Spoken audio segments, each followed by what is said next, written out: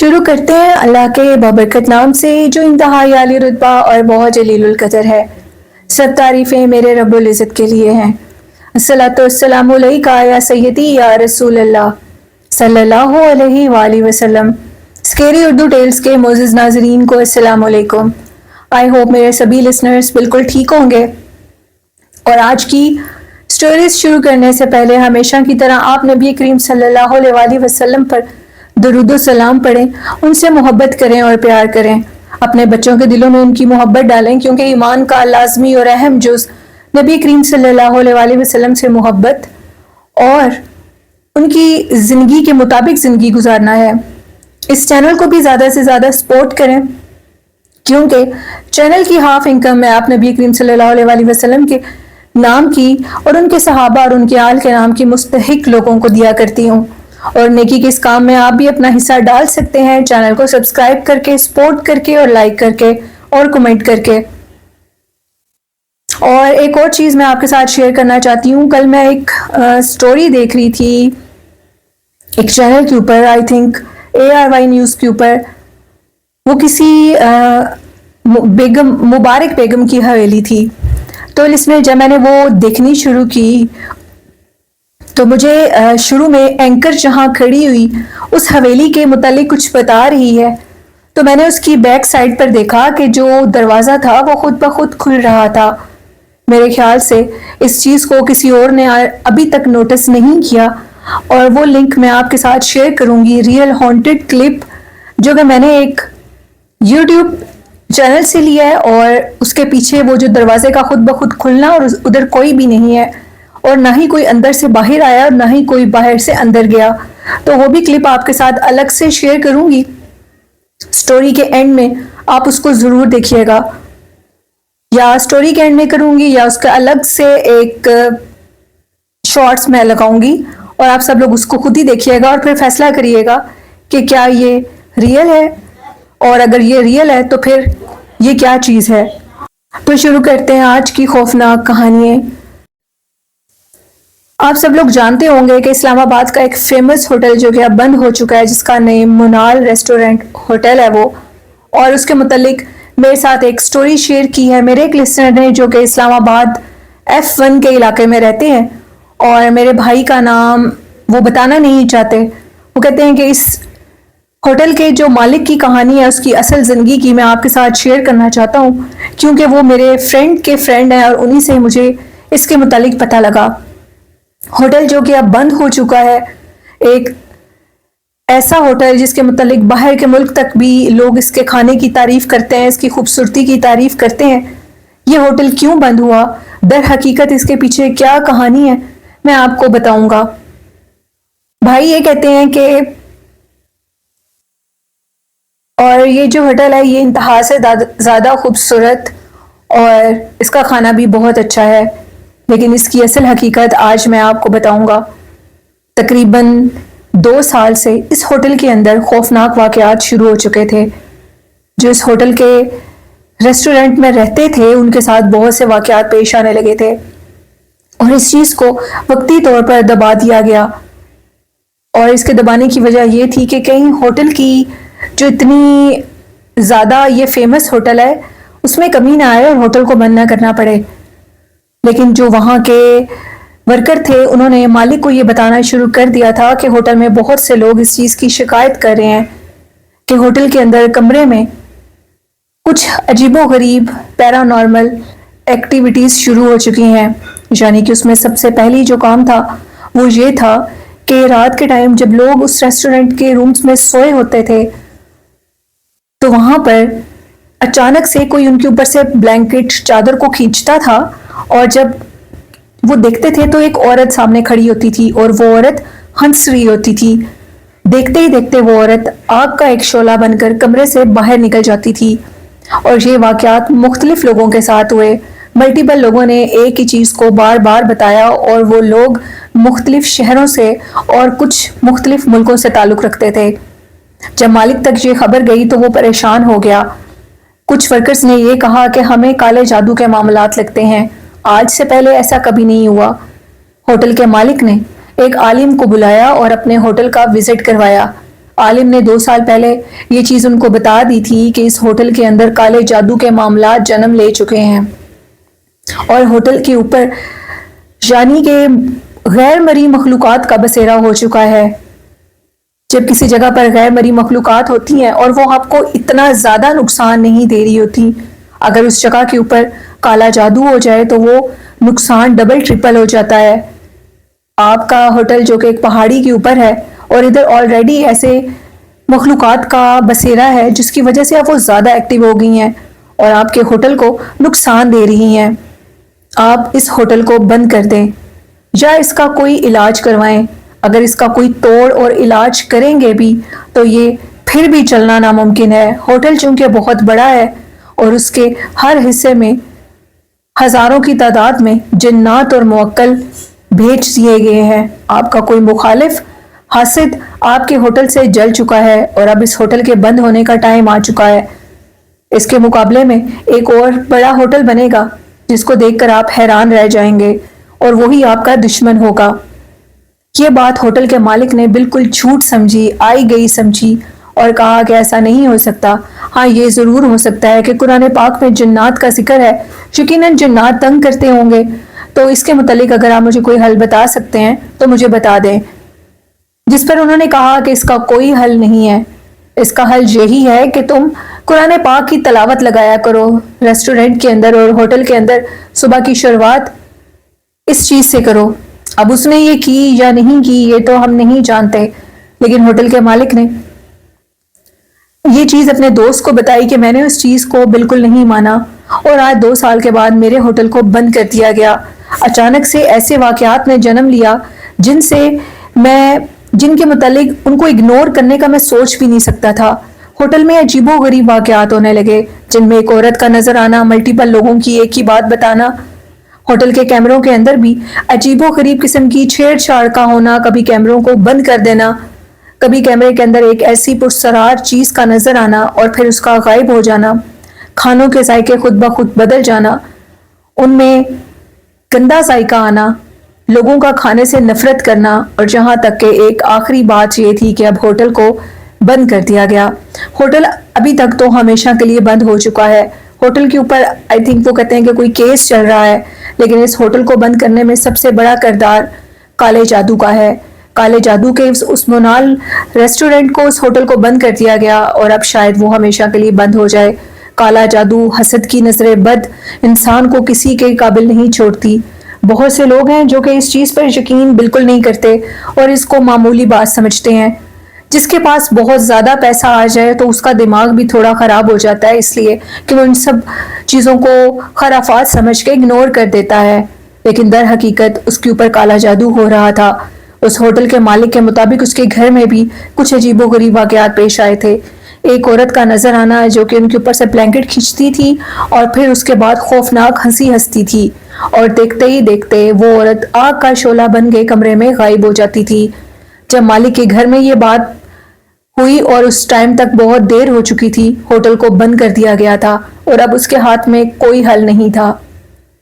جب کوئی اللہ والا آپ کو حل بتا رہا ہو اور وہ ایسا اتھینٹک انسان ہو جس کو لالچ آپ کے پیسے کی نہ ہو تو پھر اس سے کام کروا لینا چاہیے۔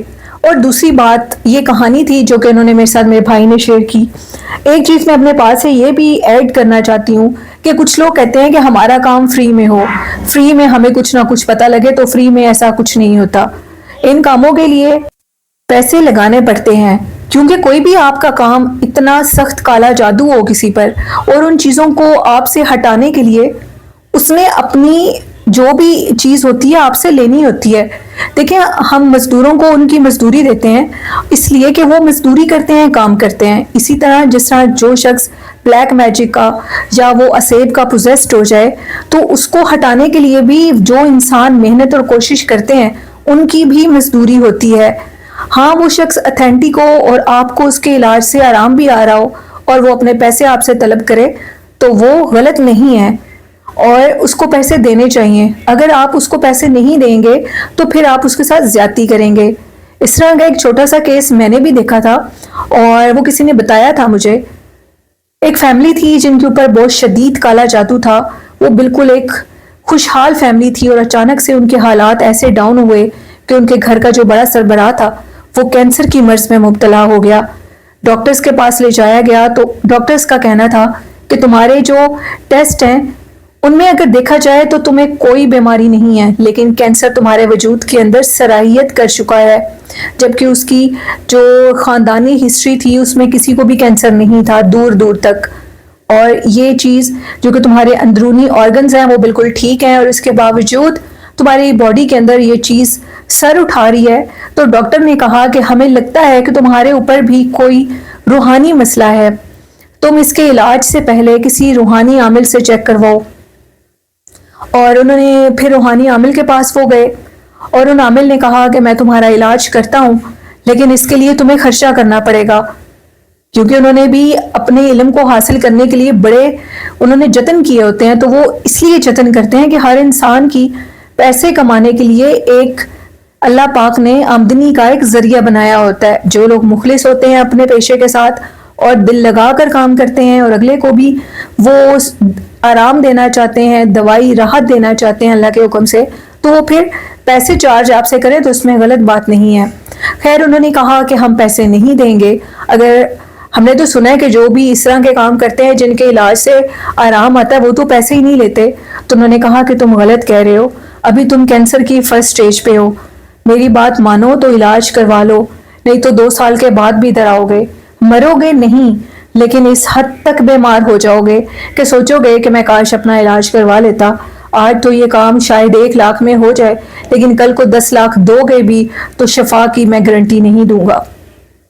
انہوں نے کہا ٹھیک ہے، میں اس چیزوں پہ یقین نہیں کرتا اور میں ڈاکٹری علاج کرواؤں گا۔ ڈاکٹر کے پاس جاتے تھے لیکن آرام نہیں آتا تھا، یہاں تک کہ گھر میں رزق کی قلت ہو گئی، سارا پیسہ علاج پہ لگ گیا۔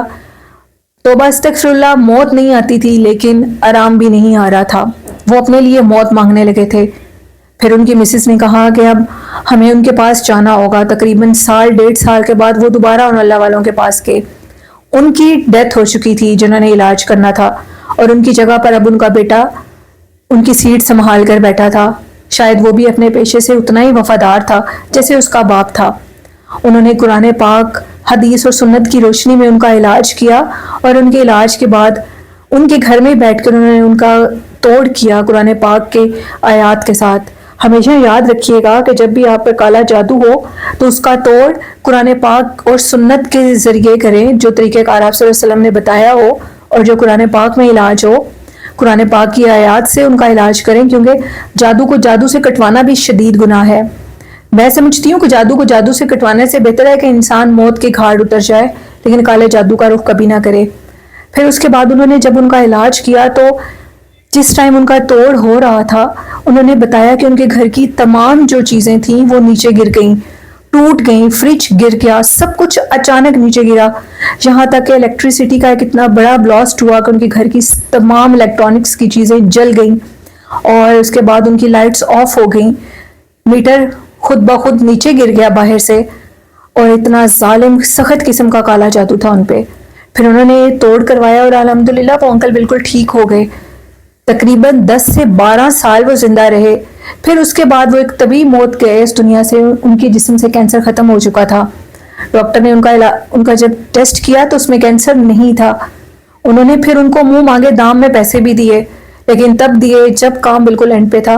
موت تو ہر انسان کو آنی ہے، برحق ہے، لیکن کینسر ان کے جسم سے ختم ہو گیا، اور 12-13 سال وہ ریلیف رہے، ان کو کینسر سے ریلیف رہا، اور وہ پھر ویسے ہی ہارٹ اٹیک کے ساتھ ان کی ڈیتھ ہوئی تھی۔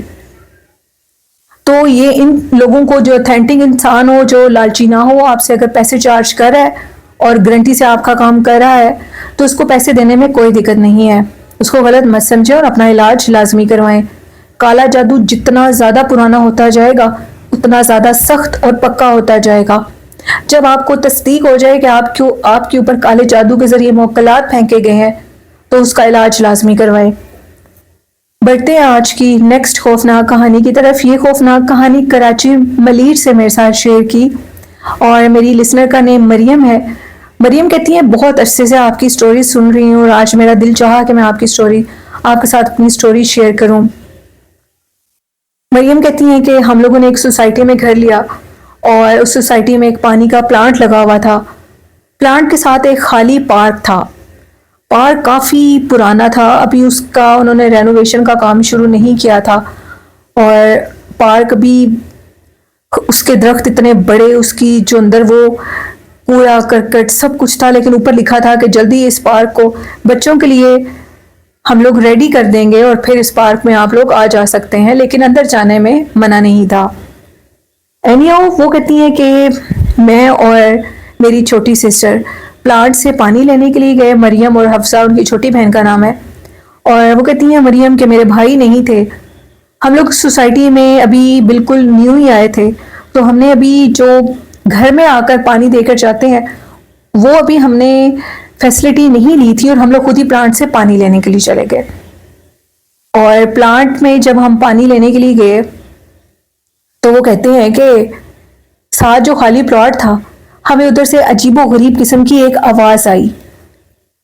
مریم کہتی ہیں کل جو میں نے آپ کی سٹوری سنی اور جس میں آپ نے ذکر کیا کہ ایک بندر نما مخلوق تھی, وہاں پر میں نے اور میری بہن نے ایک بندر نما مخلوق کو دیکھا.